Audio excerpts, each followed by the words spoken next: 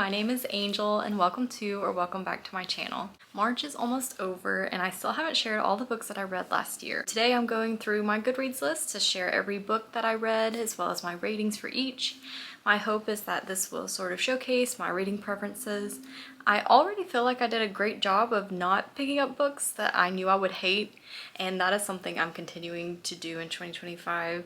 So just picking up books I believe I will like instead of books I already know based on my reading history, my preferences that I will not enjoy. So that's something I'm proud of, and I think you'll see that through this video. None of the ratings are super terrible, I would say.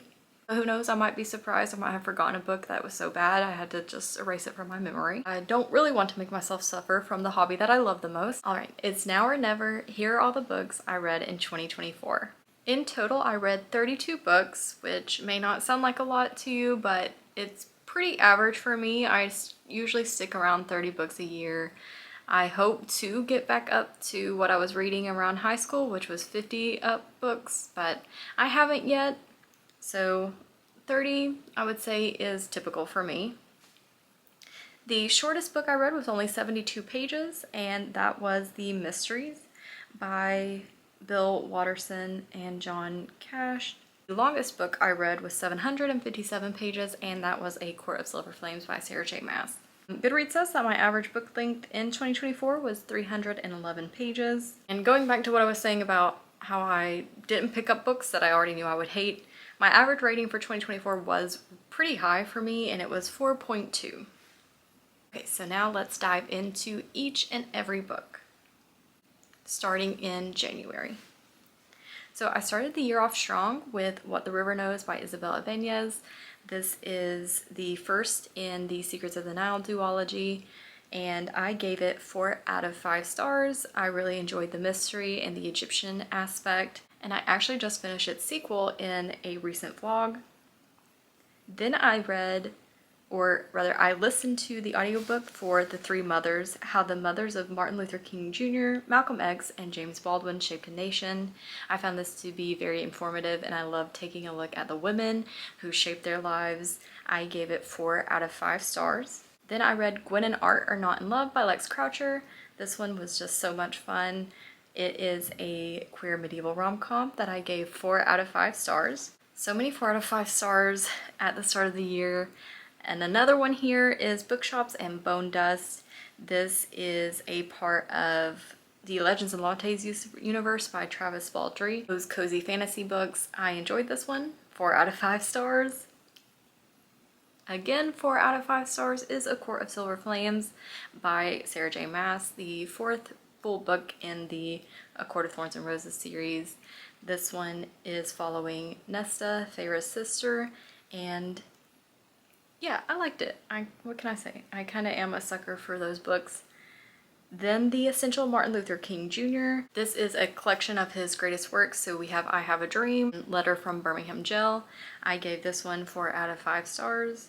I reread The Fellowship of the Ring by J.R.R. Tolkien. Of course, this one is a favorite fantasy book for me, and I gave it 5 out of 5 stars again. In 2024, reread those by listening to the audiobooks read by Andy Serkis, who you may know played Gollum in the Lord of the Rings adaptations by Peter Jackson. It was the best time. Andy Serkis does the best voices.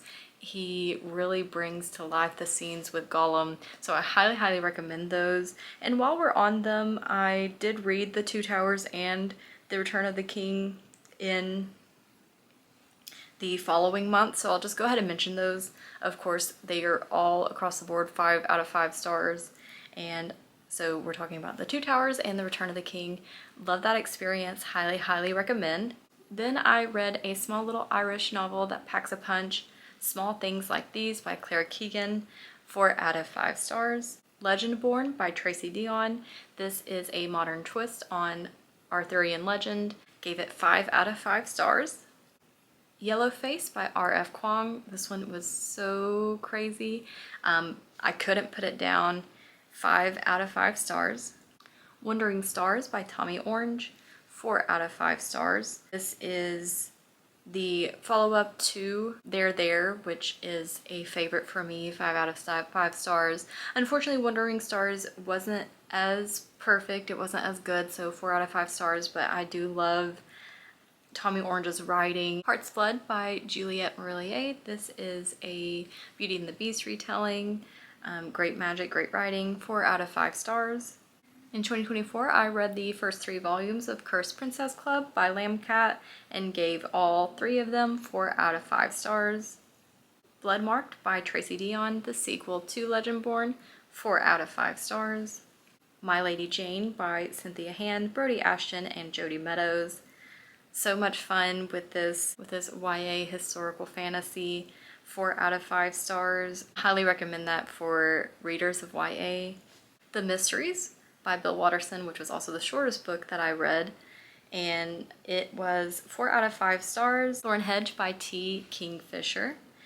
I unfortunately did not love this one. I liked it, so I gave it 3 out of 5 stars. This is like a sleeping Beauty retelling that's dark but cute and romantic as well. The Glass Scientist Volume 1, gave this one 4 out of 5 stars. This is a mashup of the gothic worlds of Dr. Jekyll and Mr. Hyde, Frankenstein, and Dr. Moreau is mentioned, so basically you're getting all these characters in here. It's just a fun gothic time. The New Camelot by Robin Schneider, which is the 3rd and final book in the Emery Merlin trilogy. This series needs even more love. Please go check it out. It is so great if you love Arthurian legend, if you love queer books and diversity, magic, and you want more stories set in Camelot. If you love She's a Man, read The Other Merlin. House of Hunger by Alexis Henderson. This is a creepy gothic novel. I gave it 4 out of 5 stars, very atmospheric. The Island of Dr. Moreau by H.G. Wells, 4 out of 5 stars. It's a classic. The House of Whispers by Laura Purcell, 4 out of 5 stars for this gothic novel set by the sea. Saga Volume 11 by Brian K. Vaughan. I have given every Saga volume up until now 5 out of 5 stars, but unfortunately I think I'm just getting a little tired of this story. Don't know if I'll pick up future volumes. I gave this one 4 out of 5 stars. I don't think it's the story, I think it's me just not being invested in it any longer after all these years.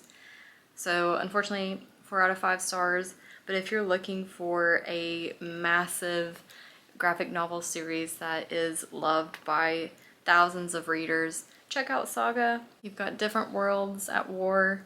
Different for Boys by Patrick Ness, illustrated by Tia Bendix. This one I gave 3 out of 5 stars. For me, I didn't find it to be memorable. We are following teen boys and exploring sexuality, and Patrick Ness really tries out an interesting writing technique in that he will like black out curse words and things, but unfortunately it didn't work for me. Didn't hate it, but I didn't love it. It didn't wow me or I think add anything really to the story, so 3 out of 5 stars. The Perks of Loving a Wallflower by Erica Ridley. It says book number 2 in the Wild Winchesters, but I haven't read the first book. I just went into this one because I saw it was a sapphic romance, and you can absolutely do that. You don't have to read the first one to read this one. I highly recommend it and gave it 4 out of 5 stars. Such a cute Regency romance. Foster by Claire Keegan.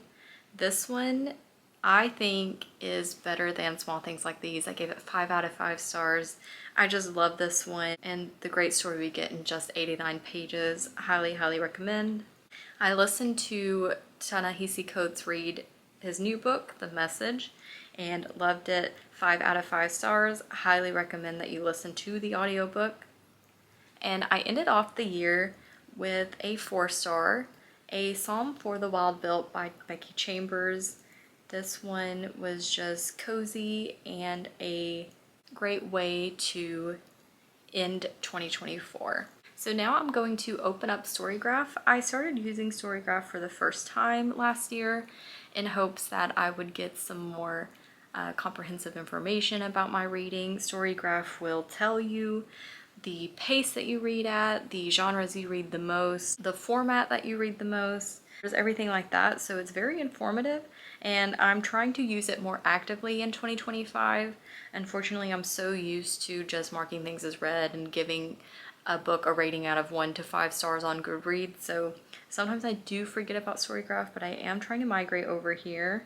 Alright, so I've pulled up my 2024 reading wrap up, and I'm already noticing that I forgot to log the last book that I read in 2024, A Psalm for the Wild-Built, so it's showing that I read 31 books across 8,778 pages and 36.73 hours. The genre that I spent the most time with in 2024 was fantasy, with 19 books. Romance is following it with 9 books, young adult 8, historical 8, LGBTQIA plus 7. That sounds about right for me.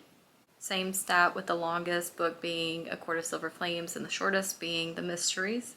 I spent the most time with J.R.R. Tolkien, having reread The Lord of the Rings, Lamb Cat, having read the 3 volumes of Curse Princess Club, and Tracy Deonn, having read both Legendborn and Bloodmarked.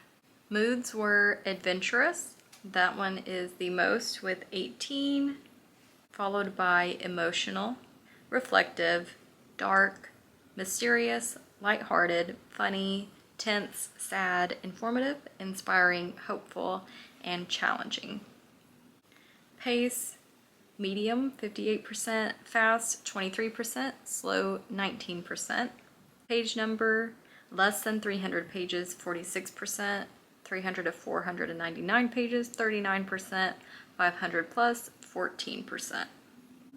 And I mostly read fiction.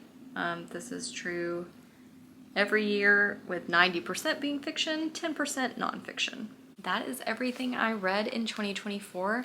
It was a successful reading year for me. I have actually already completed my goal for 2025 because I set it low at 15 books because I knew I had a lot planned for this year, such as getting married, traveling, and just some personal issues. So I'm pretty proud of myself for having already met that goal, and I definitely will exceed it. I'm in the middle of 3 books right now, so I'm looking forward to this year. Who knows, maybe this will be the year I get back up to reading 50 books. But of course, the amount you read does not define you as a reader. I had to get this video done now, or it would be way too weird if I did it later in the year, I think. So if you're watching this now in 2025, thank you so much for checking out this video. I hope you have a great day, and I hope to see you in the next one. Bye!